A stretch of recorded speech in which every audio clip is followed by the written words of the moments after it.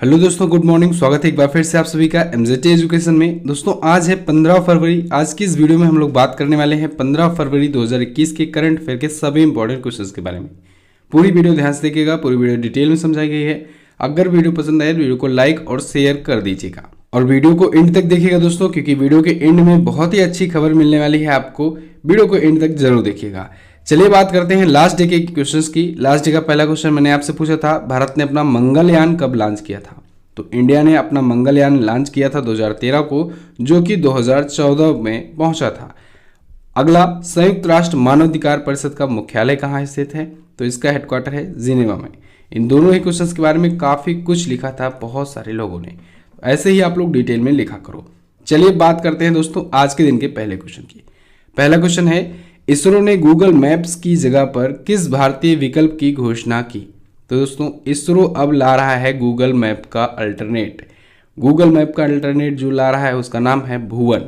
क्या नाम है? भुवन। भुवन नाम से एक स्वदेशी मैपिंग पोर्टल लॉन्च करेगा इसरो। इसके लिए इसरो दोस्तों CE info system private limited के साथ हस्ताक्षर किया है, यानी समझौता किया है।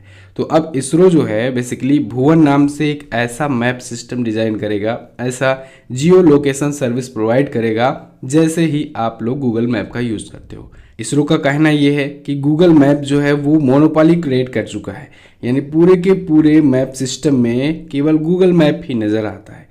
लोगों के दिमाग में बस गया है, एक ही ऑप्शन बचा है। तो ऐसे में गूगल मैप कुछ भी कर सकता है आगे चल करके, क्योंकि जब भी ऐसा कुछ होता है तो दोस्तों कंपनी जो होती है वो अपनी मनमानी करने लगती है। तो ऐसे ही गूगल मैप भी है, मैप सिस्टम में मोनोपोली क्रिएट कर चुका है। तो ऐसे में भुवन नाम का जो ये एप्लीकेशन होगा, जो ये सिस्टम होगा, वेबसाइट होगा, जो सर्विस प्रोवाइडर होगा, ये कहीं ना कहीं इसको अच्छा कंपटीशन देगा ही। ठीक है, क्योंकि इंडिया में पब्लिक ज़्यादा है। तो अगर इंडिया में ये सक्सेस हो जाता है स्वदेशी मैप सिस्टम, तो जाहिर सी बात है गूगल मैप को अच्छी खासी टक्कर मिलने वाली है। अब इसके लिए इसरो जो है अपने डाटा सेट नाविक इसरो का डाटा सेट है, इसके बारे में आपको बताया गया है। भारत का नेविगेशन सिस्टम है। ठीक है, जैसे आप लोग अभी नेविगेशन सिस्टम यूज करते हो जीपीएस जो है ग्लोबल पोजिशनिंग सिस्टम, ये है अमेरिका का नेविगेशन सिस्टम। ऐसे ही भारत का जो नेविगेशन सिस्टम है वो है नाविक। ठीक है, इसका पूरा नाम है, भारत के नेविगेशन सिस्टम का पूरा नाम आपको पता होना चाहिए। इसका पूरा नाम होता है Indian regional navigation satellite system. क्या होता है? Indian regional navigation satellite system. इसको हम लोग नाविक के नाम से भी जानते हैं। ये हमारे भारत का है। एक्चुअली में ये ज़्यादा प्रचलित इसलिए नहीं है क्योंकि अभी जो इसरो के पास सैटेलाइट्स जो हैं वो लिमिटेड है, तो ये पूरे के पूरे वर्ल्ड को कवर कर नहीं पाता है। यही वजह है कि जीपीएस जो है ये नासा का है और नासा के थ्रू ये पूरी दुनिया को बहुत ही अच्छे से कवर अप किया हुआ है और काफ़ी ब्रॉड है। तो इसी वजह से जनरली जीपीएस ज़्यादा फेमस है। ओके, तो लेकिन हमारा जो है स्वदेशी रूप से नाविक, ये अभी आपको कुछ दिन पहले जब क्वेश्चन मैंने बताया था 2-3 महीने पहले, याद होगा कि हिंद महासागर के रीजन में ये अप्रूव कर दिया गया है। हिंद महासागर के रीजन के लिए इसको यूज अच्छे से किया जा सकता है, इंटरनेशनल मान्यता मिल चुकी है इसको। ठीक है, अब ऐसा नहीं है कि पूरी दुनिया को कवर नहीं करता है, कवर तो करता ही है। इसरो के भी बहुत सारे सैटेलाइट्स हैं, घूम रहे हैं ऊपर, लेकिन बात यही है मान्यता मिलने वाली, अंतर्राष्ट्रीय मान्यता मिलने वाली। तो धीरे धीरे अंतर्राष्ट्रीय मान्यता भी मिलेगी जब इसका वर्किंग प्रिंसिपल भी धीरे धीरे बेटर होता जाएगा। तो फिलहाल इसरो का जो ये नाविक है ये मैप माई इंडिया के साथ, मैप माई इंडिया एक वेबसाइट है मैप माई इंडिया, तो वो भी गूगल मैप की तरह ही सर्विस प्रोवाइड करता है। तो उसके साथ मिल करके ये अपना डाटा मैप माई इंडिया को देगा, वेबसाइट को, और मैप माई इंडिया के थ्रू हम लोग प्राप्त कर सकेंगे मैपिंग सिस्टम। ठीक है, लोकेशन सिस्टम। तो इसके लिए इसरो और मैप माई इंडिया मिल करके भुवन नाम का एक प्लेटफॉर्म तैयार करेगा। चलिए अब इसरो आया है, इसरो के बारे में जानते हैं। इसकी स्थापना हुई थी 15 अगस्त के दिन 1969 को। इसका हेडक्वार्टर है बेंगलुरु में। के सिवान जी हैं वर्तमान में इसके चेयरमैन इसरो के।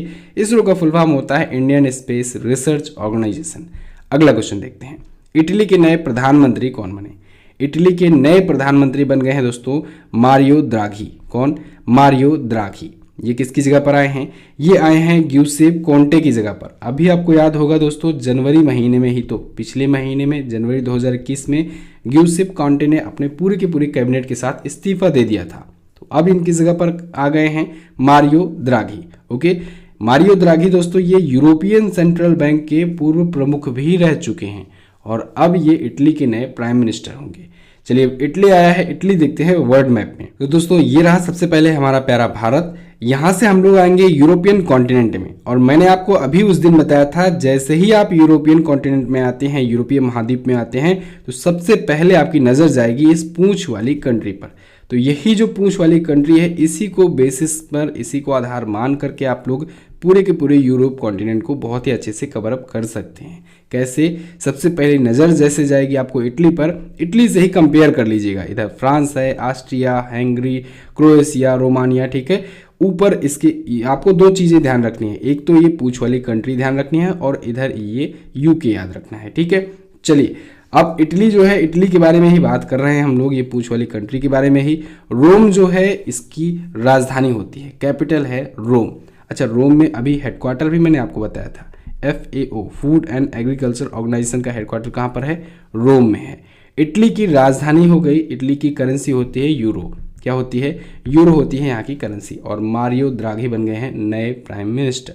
अगला क्वेश्चन है, ई चालान के लिए मेघालय पुलिस ने किस बैंक के साथ समझौता किया?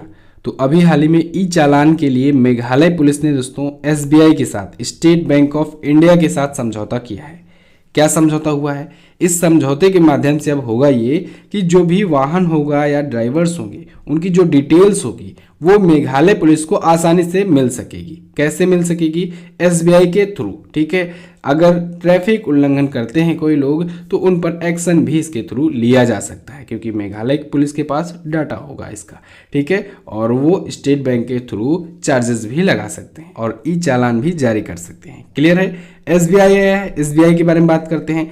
SBI की स्थापना दोस्तों हुई थी 1 जुलाई 1955 को। कब हुई थी? 1955 को। इससे पहले 1921 में हुई थी इंपीरियल बैंक की स्थापना।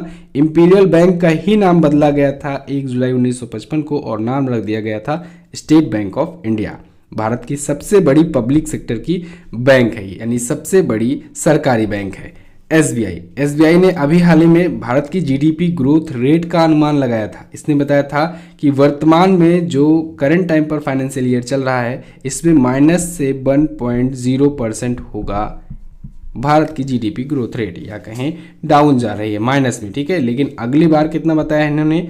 11%, वो भी पॉजिटिव में 2021-22 के फाइनेंशियल ईयर के लिए। SBI के वर्तमान में चेयरमैन है दोस्तों दिनेश कुमार खारा। कौन है? दिनेश कुमार खारा हैं। SBI का मुख्यालय कहाँ है? मुंबई में है। अब बात करते हैं मेघालय की। मेघालय देखिए मैप में है कहाँ पर? मेघालय ये रहा छोटा सा स्टेट मेघालय, ये रहा मेघालय और मणिपुर और त्रिपुरा, इन तीनों स्टेट का गठन एक साथ हुआ था। अभी मैंने कुछ दिन पहले ही आपको बताया था जब 21 जनवरी को इसका स्थापना दिवस मनाया गया था। तो 21 जनवरी 1972 को ही मेघालय, मणिपुर और त्रिपुरा का गठन हुआ। अच्छा, मेघालय और सिक्किम एक ऐसे राज्य हैं ये दोनों जो केवल और केवल एक भारतीय राज्य से अपना बॉर्डर शेयर करते हैं। देखिए जैसे मेघालय है वो केवल और केवल असम से अपना बॉर्डर शेयर करता है, असम भारतीय राज्य से, बाकी इधर बांग्लादेश से शेयर करता है। लेकिन सिक्किम ही ऐसे ही है, सिक्किम जो है वो पश्चिम बंगाल से अपना बॉर्डर शेयर करता है। तो दो राज्य ऐसे हैं जो केवल और केवल एक ही भारतीय राज्य से अपना बॉर्डर शेयर करते हैं। ओके, मेघालय की राजधानी होती है शिलांग। यहाँ के करंट टाइम पर चीफ मिनिस्टर हैं Conrad Sangma, national people's party से। यहाँ के करंट टाइम पर गवर्नर हैं दोस्तों सत्यपाल मलिक। मेघालय हाईकोर्ट के चीफ जस्टिस की बात करें तो वो है विश्वनाथ सोमद्दर। कौन है? विश्वनाथ सोमद्दर जी। अगला देखते हैं, अगला क्वेश्चन है सीएट टायर के नए ब्रांड एम्बेसडर कौन बने? तो सीएट टायर्स के नए ब्रांड एम्बेसडर बनाए गए हैं दोस्तों राणा दग्गुबती। कौन? राणा दग्गुबती। ये साउथ फिल्मों के काफ़ी फेमस ये हीरो हैं, एक्टर हैं, और इन्हें सीएट टायर्स का नया ब्रांड एम्बेसडर बनाया गया है। देखिए ये दक्षिण भारतीय हीरो हैं, इस वजह से इनको 5 दक्षिण भारतीय राज्यों का में प्रमोशन करने का टारगेट दिया गया है। ठीक है, ये 5 दक्षिण भारतीय राज्यों में प्रमोशन करेंगे सीएट टायर्स का। कौन कौन से राज्य हैं? कर्नाटक, आंध्र प्रदेश, तेलंगाना, तमिलनाडु और केरल। इन 5 राज्यों में फोकस होगा इनको प्रमोट करने का। ठीक है, सीएट टायर्स को। अगला देखते हैं, अगला क्वेश्चन है हाल ही में कब स्वामी दयानंद सरस्वती की जयंती मनाई गई? तो अभी हाल ही में दोस्तों 12 फरवरी को मनाई गई स्वामी दयानंद सरस्वती जी की जयंती। ये आर्य समाज के संस्थापक थे और वैदिक धर्म सुधार आंदोलन के भी संस्थापक थे, स्वामी दयानंद सरस्वती जी। अच्छा, एक बहुत ही इंटरेस्टिंग संयोग कह लीजिए आप लोग, भारतीय इतिहास के दो बहुत ही फेमस विद्वान और दोनों की जयंती 12 तारीख को होती है, एक महीने के अंतराल पर। 12 जनवरी को स्वामी विवेकानंद जी की जयंती, जब हम लोग राष्ट्रीय युवा दिवस मनाते हैं। 12 फरवरी को स्वामी दयानंद सरस्वती जी की जयंती। ओके, तो दयानंद सरस्वती जी के बारे में आज की इस वीडियो में हम लोग जानेंगे। दयानंद सरस्वती जी के बचपन का नाम या कहें रियल नाम था इनका मूल शंकर तिवारी। क्या नाम था? मूल शंकर तिवारी। इन्होंने ही सत्यार्थ प्रकाश की रचना की थी। किसकी? सत्यार्थ प्रकाश। सत्यार्थ प्रकाश बहुत पूछा जाता है एग्जाम में, तो इन्होंने इसकी रचना की थी। भारतीय इतिहास के बहुत ही प्रसिद्ध विद्वान, बहुत ही प्रसिद्ध समाज सुधारक स्वामी दयानंद सरस्वती जी। इनका जन्म हुआ था 12 फरवरी 1824 को। कब? 12 फरवरी 1824 को हुआ था। वर्तमान में जो गुजरात स्थान है, गुजरात राज्य है, वहीं पर इनका हुआ था जन्म। ओके, 12 फरवरी के दिन। आर्य समाज के संस्थापक थे, इसको आपको याद रखना है, ये भी क्वेश्चन बहुत ज़्यादा पूछा जाता है। वैदिक धर्म सुधार आंदोलन के भी ये संस्थापक थे। क्लियर है बिल्कुल? चलिए अगला क्वेश्चन देखते हैं। अगला क्वेश्चन है, भारत का पहला डॉल्फिन रिसर्च सेंटर कहाँ बनेगा? तो भारत का पहला डॉल्फिन रिसर्च सेंटर दोस्तों बन रहा है पटना में, और ये लगभग बन करके तैयार हो गया है। पटना बिहार में काफ़ी लंबे वक्त से ये बन रहा है। 8 से 10 महीने पहले मैंने ये क्वेश्चन कवर भी किया था। काफ़ी लंबे टाइम से बन रहा है, बस 1-2 महीने में हो सकता है इसका उद्घाटन भी हो जाए। देखिए बिहार में क्यों बन रहा है ये डॉल्फिन रिसर्च सेंटर? क्योंकि दोस्तों बिहार की नदियों में जो डॉल्फिन पाई जाती हैं, ये दुनिया भर के जितने भी नदियों में डॉल्फिन पाई जाती हैं उनका 50% अकेले बिहार में पाया जाता है डॉल्फिन। ठीक है, नदी डॉल्फिन यानी नदियों में पाई जाने वाली जो डॉल्फिन होती हैं। यही कारण है कि पटना में अच्छे से रिसर्च हो सकता है। इसी वजह से पटना में नेशनल डॉल्फिन रिसर्च सेंटर खुल रहा है। ठीक है, तो आने वाले 1-2 महीनों में इसका उद्घाटन भी हो सकता है। डॉल्फिन जो है दोस्तों, ये भारत का राष्ट्रीय जलीय जीव घोषित किया गया है। तो भारत का राष्ट्रीय जलीय जीव है डॉल्फिन। डॉल्फिन जो होता है ये सबसे बुद्धिमान मछली मानी जाती है, ये भी आपको ध्यान रखना है। ठीक है, अगला क्वेश्चन देखते हैं। हाल ही में भारत ने किस देश को 2000 मीट्रिक टन चावल भेंट किया? तो अभी हाल ही में भारत ने दोस्तों सीरिया गणराज्य को 2000 मीट्रिक टन चावल भेंट किया है, सौंपा है। एक्चुअली में दोस्तों सीरिया की गवर्नमेंट ने अभी कुछ ही दिन पहले आपातकालीन मानवीय सहायता के लिए रिक्वेस्ट किया था। तो भारत सरकार द्वारा सीरिया में खाद्य सुरक्षा को मजबूत करने के लिए ये दिया गया है। ये चावल की भेंट की गई है 2000 मीट्रिक टन चावल की। ओके, देखिए दोस्तों भारत जो है वो काफ़ी ज़्यादा हेल्प कर रहा है, दुनिया भर को वैक्सीन दे रहा है। दुनिया भर के जो देश हैं अगर उनको ज़रूरत होती है तो भारत सबसे आगे आ जाता है। सीरिया जैसे देश जो अभी वहाँ पर भुखमरी की कगार पर आ गए थे, वहाँ पर ये मीट्रिक टन चावल दे करके काफ़ी हेल्प कर रहा है। ऐसे में भारत जो है वो विश्वगुरु बनने की राह पर बहुत ही तेज़ी से बढ़ रहा है, और आई होप बहुत ही जल्द हम लोग विश्वगुरु बनकर निकलेंगे। तो देखिए दोस्तों वर्ल्ड मैप में सबसे पहले ये रहा हमारा प्यारा भारत। यहाँ से हम लोग आएंगे अरब कंट्रीज की तरफ। ये अरब कंट्रीज की तरफ, यहीं पर आप लोग ध्यान से देखेंगे तो Oman, Yemen, Saudi Arabia, Iraq, इसके बाद ये है सीरिया। ठीक है, तुर्की के जस्ट नीचे सीरिया। ओके, ये है सीरिया। लेबनान के पास में लेबनान है, इधर है इजराइल, ये है सीरिया गणराज्य। सीरिया में दोस्तों आतंकवादी घटनाएं बहुत ज़्यादा होती हैं। इधर इराक, सीरिया वगैरह, यहीं से तो ISIS का हुआ है उत्पत्ति। ठीक है, सीरिया की राजधानी होती है दमास्कस। क्या होती है? दमास्कस होती है इसकी राजधानी है। हिंदी में दमिश्क भी कहा जाता है कभी कभी। यहाँ के प्रेसिडेंट हैं बशर अल असद। कौन है? बशर अल असद है यहाँ के प्रेसिडेंट। यहाँ की करेंसी होती है सीरियाई पाउंड। अगला क्वेश्चन देखते हैं। हाल ही में किसे 9 वर्षों के लिए अंतर्राष्ट्रीय आपराधिक न्यायालय में मुख्य अभियोजक नियुक्त किया गया?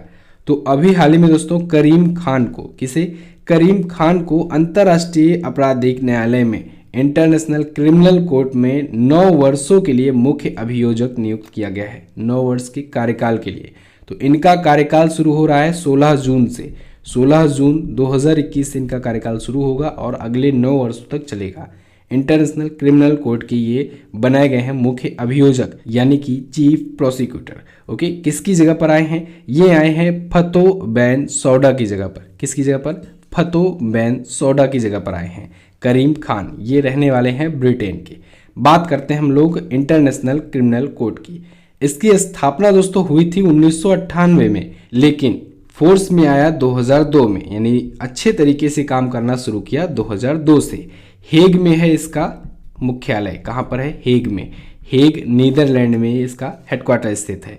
और इसके वर्तमान में प्रेसिडेंट हैं चिली इबोय ओसुली। कौन है? चिली इबोय ओसुजी हैं इसके वर्तमान में प्रेसिडेंट अंतर्राष्ट्रीय आपराधिक न्यायालय के। अगला क्वेश्चन देखते हैं। अगला क्वेश्चन है, हाल ही में किसने टोक्यो ओलंपिक प्रमुख पद से इस्तीफा दिया? तो अभी हाल ही में योशिरे मोरी ने टोक्यो ओलंपिक प्रमुख पद से इस्तीफा दे दिया है। ये टोक्यो ओलंपिक ऑर्गेनाइजेशन कमेटी के अध्यक्ष थे, इन्होंने अध्यक्ष पद से इस्तीफा दे दिया है। टोक्यो ओलंपिक दोस्तों आप सबको पता है ये आयोजित होने वाला है 2021 में, अब इसी वर्ष आयोजित होगा।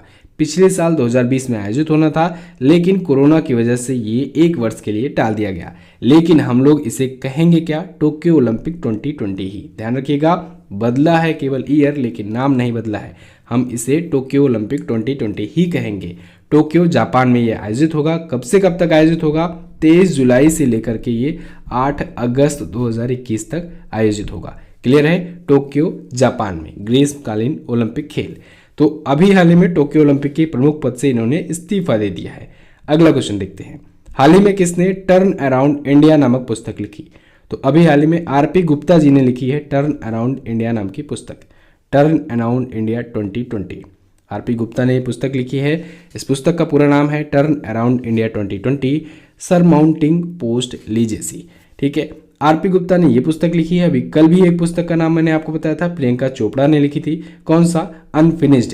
अनफिनिश्ड नाम की बुक किसने लिखी? प्रियंका चोपड़ा ने। क्लियर? ओके।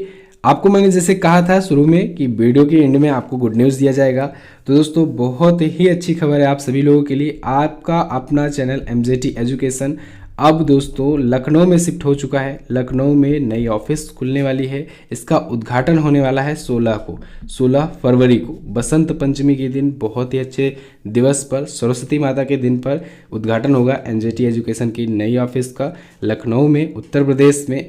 और आप लोग वर्चुअली इन्वाइटेड हैं, आपके पास फ़ोटोज़ भी भेजी जाएंगी और आप लोगों का प्यार और सपोर्ट बना रहेगा। तो अब से दोस्तों 16 फरवरी, क्योंकि उस दिन तो पूजा ही होगी, अगले दिन से आपके पास सबसे बेस्ट कंटेंट मेरा प्रोवाइड करना मेरा उद्देश्य रहेगा और ज़्यादा से ज़्यादा कंटेंट मिलेगा। आप लोग जो भी टॉपिक आपके मन में हो कमेंट करो, बताओ मुझे आगे आने वाले दिनों में किस किस टॉपिक पर आप वीडियोज़ देखना चाहते हो, कितना ज़्यादा डिटेल्स चाहते हो, या जो भी चीज़ें पेंडिंग पड़ी हुई हैं फटाफट कमेंट करके बताओ। पिछले कई दिनों से इसके लिए दौड़ भाग लगी हुई थी, बीच बीच में मैं आपको बता भी रहा था इसके लिए, और अब फाइनली सब कुछ हो गया है। बस धीरे धीरे अब यहाँ पर सेट होना है और सब कुछ आप लोग की अगर कृपा रही, आप लोग अगर सपोर्ट करते रहे तो आपके पास अब बहुत अच्छे अच्छे कंटेंट आएंगे। डेली करंट अफेयर में आपको बहुत ज़्यादा सुधार देखने को मिलने वाला है। डेली करंट अफेयर अब आपको बहुत ही अच्छे तरीके से मिलने वाला है। डेली करंट अफेयर में सुधार करने का एक और बड़ा कारण ये है कि इन दिनों में मैंने देखा, बहुत बार ऐसा मन किया मेरा कि आज वीडियो ना बनाओ, बहुत ज़्यादा थकान हो गई थी, सफ़र करना रात में दिन में, लेकिन फिर भी मैंने डेली करंट अफेयर आप लोग के लिए जारी किया और जारी रखा और आप लोग का प्यार सपोर्ट मिलता रहा, ठीक ठाक मिलता रहा। ऐसा नहीं हुआ कि व्यूज़ कम आए या फिर लोगों को वीडियो पसंद नहीं आई, जबकि मुझे खुद लग रहा था मैं पूरे मन से प्रोवाइड नहीं कर पा रहा हूँ आप लोग को वीडियो, लेकिन फिर भी आप लोग का प्यार और सपोर्ट जो है वो बना रहा इन दिनों।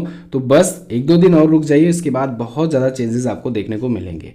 और इन दिनों जो वीडियो लेट आई थी वो लेट आने का भी कारण यही हुआ करता था। अब से आपके पास वीडियो लेट भी नहीं आएगी, 1-2 दिन के बाद से वीडियो टाइम पर आने लगेगी और ज़्यादा से ज़्यादा कंटेंट आने लगेंगे। तो आप लोग फटाफट कमेंट करके बताओ कौन कौन सी वीडियोज़, कौन कौन से टॉपिक्स पर देखना चाहते हो, तो कमेंट करके बताओ, लाइक शेयर करते रहो। और अब से आपको शेयर ज़रूर कर देना है, अपने सभी दोस्तों से शेयर करना है, सब्सक्राइब करवाना है, चैनल को पूरा सपोर्ट करना है। ओके, चलिए बात करते हैं क्वेश्चन ऑफ द डे का।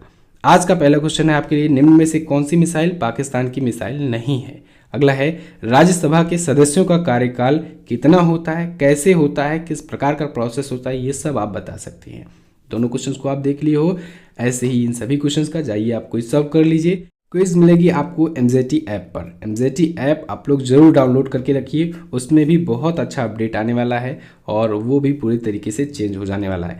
अब से आपको सिर्फ और सिर्फ अपने चैनल को सपोर्ट करना है, आप अपना चैनल से समझिए और पूरा सपोर्ट कीजिए, शेयर कीजिए, जहां भी हो पाए आप लोग शेयर कीजिए, सपोर्ट कीजिए चैनल को। अब से आपको इस चैनल से 1% की निराशा हाथ नहीं लगने वाली है। तो बस आप लोग को भी अपना सपोर्ट दिखाते रहना है। चलिए, वीडियो को एंड तक देखने के लिए दोस्तों बहुत बहुत धन्यवाद। मिलते हैं अगली वीडियो में, तब तक के लिए नमस्कार, जय हिंद, वंदे मातरम।